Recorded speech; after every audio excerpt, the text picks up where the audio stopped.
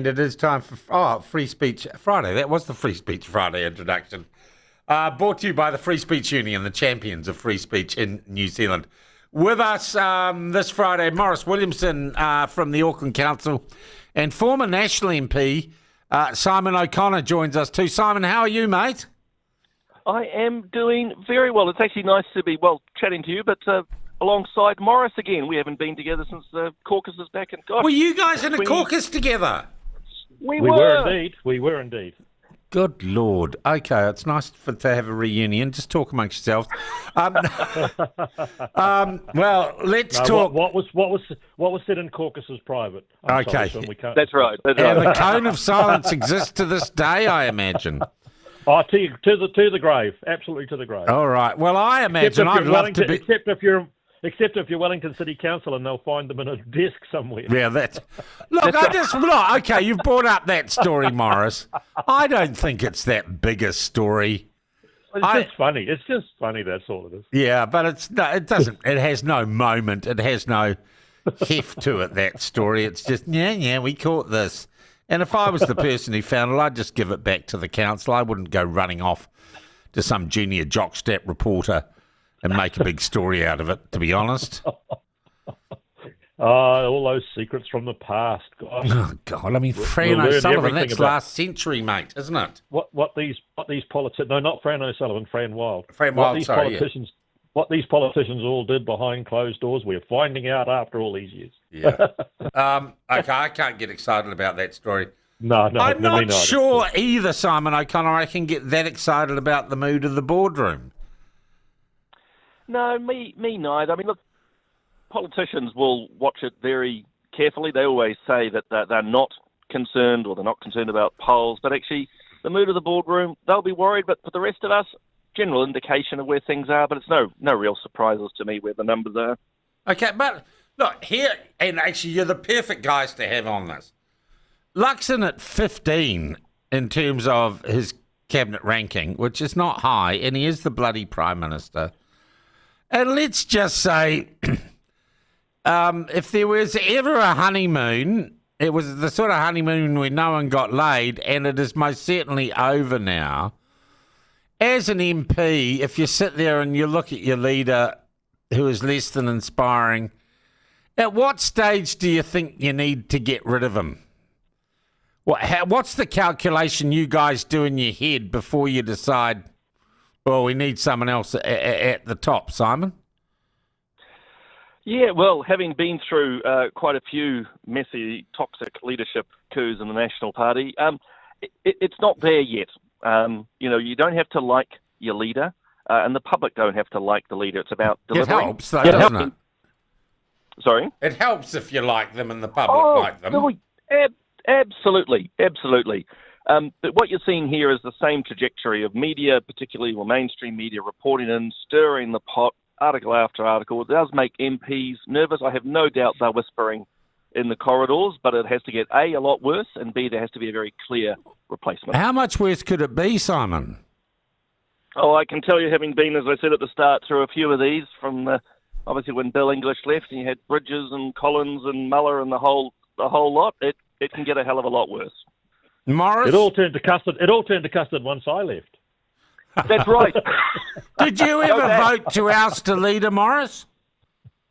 Yes, we obviously even bowled a sitting Prime Minister in my time when we were Jenny Shipley overthrew Jim Bolger. So, yes, God, that worked out well, didn't it? Yeah, I'd have to give that a score of about 0.5 on a scale of 1 to 100. Okay. But look, in the end, I've got a major concern about it, and that is, I've expressed this many times, the other side is just such a ghastly alternative. They were thrown out with a never darken the doors of government again, don't even come back type thing because it was so bad. And they're now back in contention and in some polls leading. And all that says is we have vacated the ground of getting in people's heads that we are the answer to the problems they face on a daily basis. And National is not giving them that hope. They're hanging on by their fingernails. I want to give you one piece of advice. Yeah, and so people then go, Dad's cooked the dinner, let's get the dog to make something for us. Well, that's one of the alternatives. But I tell you what, one thing that always rings in my head was when we got elected in 1990 and we came into office and we got the Treasury briefings and the place was so ghastly. They said to us, you're going to have to take drastic action and you're going to have to do it immediately because you won't see the results for a good 3 years. It takes that long to turn a supertanker around. So we did the mother of all budgets in the hope that by the 1993 election, things would start to look better and right, and we made it by one seat. We had to make Peter Tapsell the Speaker in order to stay in office because the Speaker's vote didn't count in those days, so we had to keep one over our side and make a majority of one. But what we did is we did it immediately. Now, I saw all of the right rhetoric from this lot before the election. The place is a shambles. The Labor government's let us down into a complete pit. We're stuffed.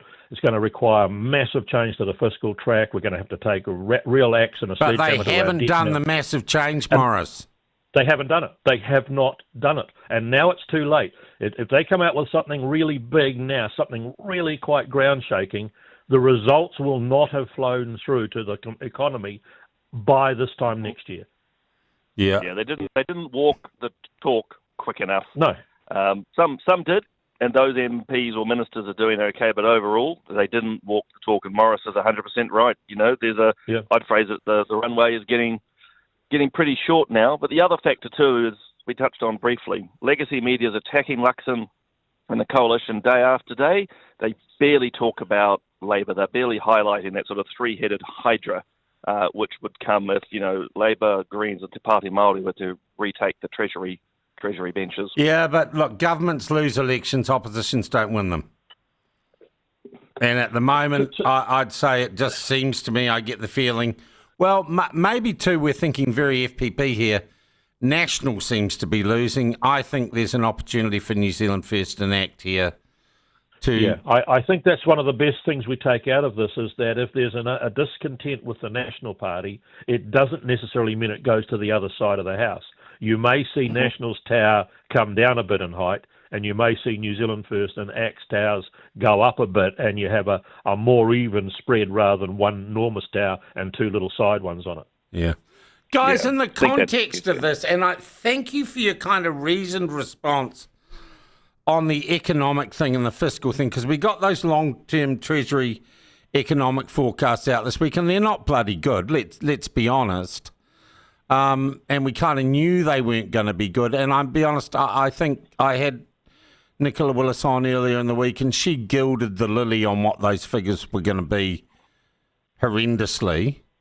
I think we do need a recognition that there's a massive change needed in some fiscal policy settings. But my question to you is any government going to deliver that, or is this country just kind of rooted? I think it's more towards the rooted side. I mean, it is constantly kicking the can down the road. Superannuation's one of the big ones. When we're in Parliament, Maurice can attest.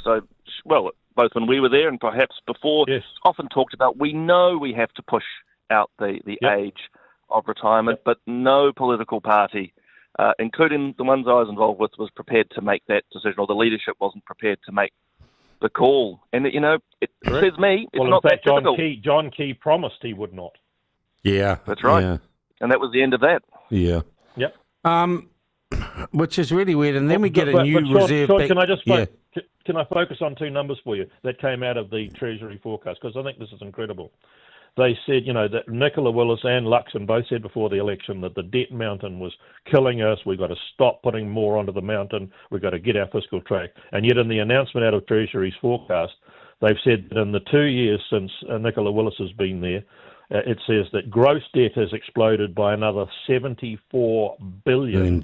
And net debt's gone up 40. But that's not the worst of it. They then say by the end of the 3-year term, gross debt will have gone up over $100 billion, passing $239 billion. Remember, that's $239,000 million. And net debt will have increased by $63 billion to just on $200 billion. Now, that's from a party who quite rightly identified this had to stop. They would not carry on doing it. Robertson had spent money like a drunken sailor and a one-arm paper hanger and all those other euphemisms, and then suddenly that she's done worse. Okay, so that is, yeah. So that's not. I don't agree with it being either mainstream media or anything else. The one test in politics is that now, the figures don't lie and they're not good.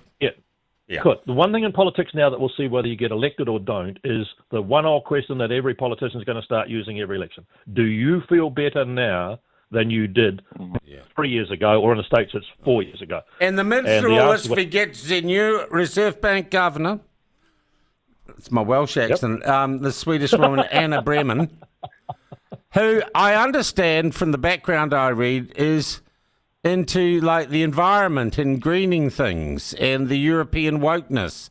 Is that really the Reserve Bank Governor we need right now, Simon? No is the short answer. I don't know much about her other than obviously some of the profiles struck me as quite more of an academic type background rather than having been in business. I probably would have liked to have seen a Reserve Bank Governor with a bit of that behind them. But no, I mean, I just want a Reserve Bank Governor that is focused on the absolute basics of monetary policy. We see what happens with Adrian Orr when its ambit goes far, far too wide. Just keep to core monetary policy, keep that inflation down, and basically, well, not quite ignore, Sean, but the rest we don't need to be worried about. In fact, I was saying, Maurice, you get AI to be the Reserve Bank Governor. I don't know why we don't. I don't know why we need actually a person. I tell you what, I was more worried.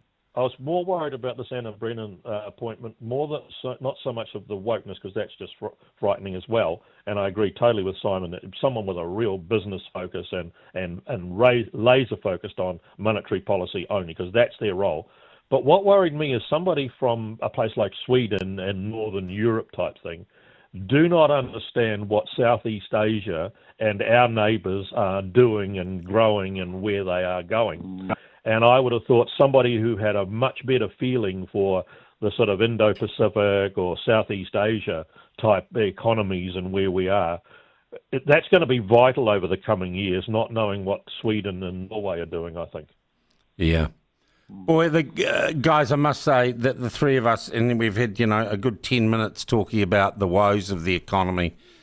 It is a bloody issue. We do need to do something, and I just get the feeling we need some. And you'd hate to see us get to a point like, I don't know, the Great Depression but it feels like we're heading to something having to be majorly reset, Oh, totally. I wonder, absolutely. I wonder if... Okay. Simon? Yeah, I mean, those astronomical figures that, Maurice was sharing, I mean, our eyes can glaze over, but that's an economy that is in really, really bad shape. And you don't fix it by tinkering around the edges or by, using slogans. It means or doing major a TikTok structural changes. And inviting Taylor Swift over for her honeymoon. Well, she's probably got enough wealth to pay our debt off, so maybe there is some benefit in that. Good lie. Does anybody know Harvey Milei's phone number? No. Guys, when we come back, I do want to talk something that's coming up, the Palestine decision, and also that Trump speech to the UN and just Trump derangement syndrome in general. You are listening to Free Speech Fridays. Our guests, Simon O'Connor and Maurice Williamson, brought to you by the Free Speech Union. Visit them at fsu.nz, the champions of free speech in New Zealand.